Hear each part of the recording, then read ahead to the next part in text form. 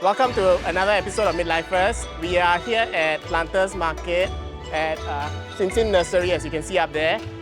Firstly, of course, for those of our viewers who are Chinese or celebrating Lunar New Year, Happy New Year. So I'll take you around and let's see what we see around here.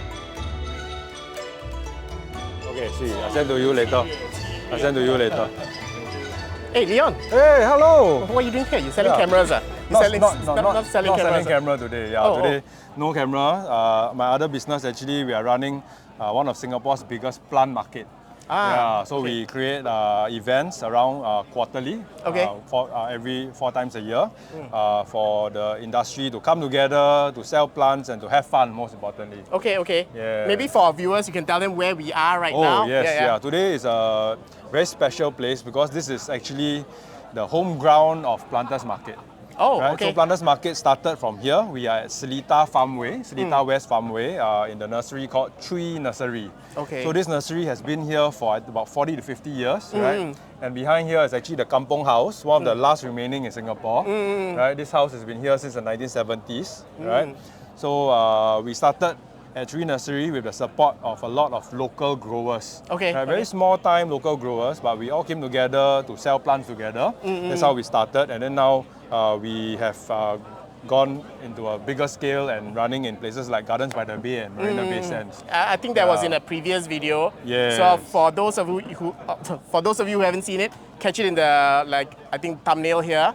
Actually, I stay like a few km away in Sengkang near Compass One. I had no idea this place existed it's very as well. ulu, you know? Very secluded area. I thought I was coming into Lim Chu Kang or something. Since the day one of doing it here, we're very surprised that Singaporeans from all over the country, they don't mind coming here and have this different feel, different more kampong vibes, So everyone chilling, sitting around, drinking and things like that.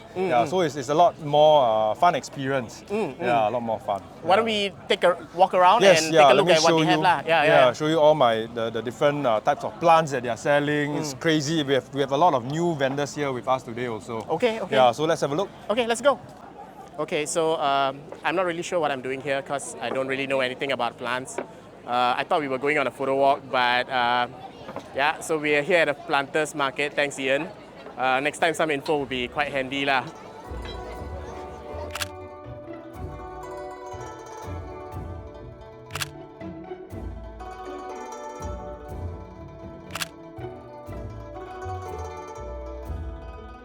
Okay, Leon, so what's new? Okay, so for this round, usually we have like plants, right? A lot of plants, but this round we have this company called Chaichee Safari.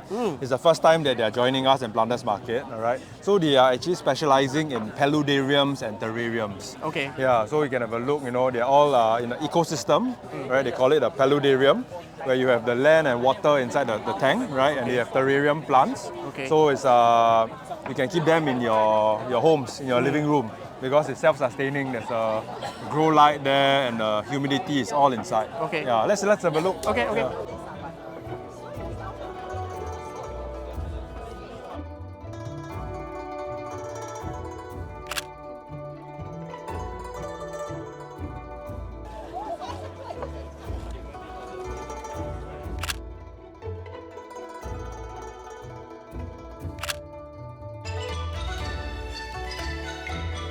Okay, so this is Jess. Jess is actually a plot owner in Chaichee Nursery, right? So I've known her for a few years already. Today, actually, for all of the plants and all of the events that she's attending, all the proceeds go to charity, right, Jess? Correct. Yeah, correct. which charity does it go to? So this round we are doing animal charity. So we are donating everything to Malaysian Dogs Deserve Better and Causes for Animals. So every different event that Planters Market have, we actually will propagate as much plants as we can, and then we will pick all the charities that we will donate it to. So this round is actually really for the animals because they needed rice, vaccination. It's New Year, and there's been requests for this. So that's why we are doing this.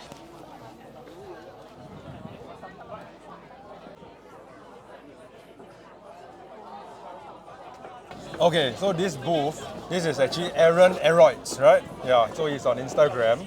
This is actually our youngest plant enthusiast and our youngest vendor in Planters Market. So this is your second time here? Yeah, this is Yes? my second time here Yeah. selling, well, plants and my drawings. Yeah. So the last round you have more plants, but this round you are also very good in drawing. And what are these drawings here? Can you introduce So them? mostly these are begonias. I started out drawing with begonias, then I moved on to Aroids. I drew mostly on my plants, because I always had just a passion for drawing lah. So I just draw everything around me in school. So check him out. This is his logo, Aaron Aroids on Instagram. All right, Leon, so I see it's very colorful here. Yes, What do we have okay. here? So actually, Tree Nursery, right? The origins is actually an orchid farm. Okay. Right? So we actually, in this nursery, are very well orientated and very well linked up to a lot of orchid nurseries in the whole world, right? So we work all together. And this is a very big nursery, actually, very near to Singapore. It's actually in Bintan, Indonesia. Okay. Yeah, so they came over especially to sell orchids today, and they have some very different variety of orchids that we don't find in Singapore. All right, thanks Leon for having us No and showing us problem. around. Hope you enjoyed today. Yeah, so I think some viewers might be interested when the next market is going to Yes, be around. yeah. So our next Planters Market will be in March, all right, on a Good Friday weekend. Okay. And we'll be at Capital Plaza. Okay. So it's in the town area, very different setup, right? And also it's a place with a lot of history of Capital Theatre over there. Yeah, so we hope to see you guys there. If you want more details, where can we find it actually? Yes, you can go to Planters Market SG on Instagram. Okay, cool. Yes, yeah. And I know you are a photography, videography channel. Yes. So here is a Leica Sofort Polaroid camera. Okay, You can go ahead and take some photos. okay. Not okay. for you, take photos only. Okay. Thank you. I'll see you around lah. Okay. All right. All right, so we're going to go back to our roots of being a photography channel. I have this Leica Sofort 2. Leon lent this to us. This is the first Leica I'm actually holding. It's the most affordable Leica out there. And it being an instant film camera is quite on brand for me. So I'm just going to walk around and let's take some shots. So this is actually a hybrid camera. You can see there's a digital screen at the back. What it means is that you actually are taking digital images and then you can pick which ones you like and to print them out. So I'm going to take a photo of this plant. Normally, if you want to print it, all you have to do is just pull out this lever. What you might not know is that there are actually built-in filters that you can employ. So now I'm going to switch to vivid. You see how it changes vivid. It can become pale. It can do a lot of effects lah. So you can do monochrome as well. And you can actually turn this dial. Then as you turn the dial, you can add more lens-like creative effects. So how you reset it is you just press this recess button down here. You know what I think would be nice if they time this timing accurately. So this camera overcomes a lot of difficulties of instant film. It can take excellent photos at night. It does have a built-in flash as well. So if you are taking in very low light situations, this might be actually the perfect camera for you. Because of its small sensor and short focal distance, it makes excellent photos on macro images. Okay, so this is the first image that we took. If you notice, it's super sharp, super clear, super vivid. This was even on neutral settings. The second photo we took was of the terrarium thing. It was shot in a very low light situation again. The images came out pretty well and they're super sharp also. Then we took some of the Chinese New Year decorations. We were facing basically a pitch black sky, but the camera handled it pretty good. I see all the details in the shadows as well, and it's super sharp still. And the last one was us trying to take a macro photo of the flowers. Colors are popping, I'm not really complaining. The fact that you can actually look through and see what is the image you're gonna get, that's a bonus, especially if you like to take macro or close-up photos like this. A lot of people have been commenting online that the Leica is actually a rebranded Evo here. Okay, so if you look at the lenses also, it's a bit different. Functionally, the cameras look more or less and behave more or less similarly. But physical build quality-wise, the Leica feels a lot better. The buttons are less fiddly. The feel, the heft of the camera, the plastic feels a lot more premium than the one on the Fujifilm camera. Of course, this comes at a more premium price as well.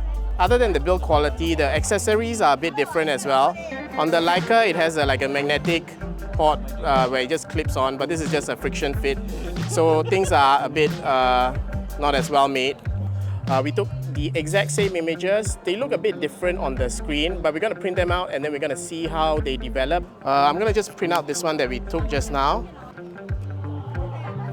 Okay. Let's see how the prints actually come out. Some said they were a bit different as well. Okay. Okay, so we have the shots they've developed for a short while now. Actually, I'm a bit amazed because the photos look slightly different.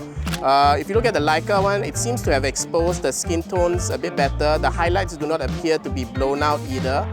Visually, it is also sharper. Okay, if you look at our faces, you can see the details in our faces. Whereas if you look at the Sofort one here, if you look at the Fujifilm one here, you will notice like Ian's face is slightly blown out. And like you can't really see the my face structures, like the spectacles I'm wearing or anything like that. Even the flowers, they seem to lack detail. Colors wise, they look very similar, but I would say the Fujifilm's one is a bit more vibrant. So if you like more vibrant images, you can use this. But my suggestion is if you can afford a Leica Sofort 2, you might want to consider it and just switch it to vivid mode. I think you might get a better image than that of the Fujifilm camera. Okay, so we've completed our quick and dirty review of the Leica Sofort 2. We didn't have much time with it, so the next time when we have a bit more time with it, we'll do a bit more in-depth testing.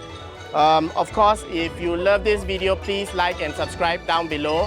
For our Chinese friends, of course, have a happy Lunar New Year. Anyone who has any questions or anything, feel free to drop them down below. And thanks again for watching this episode.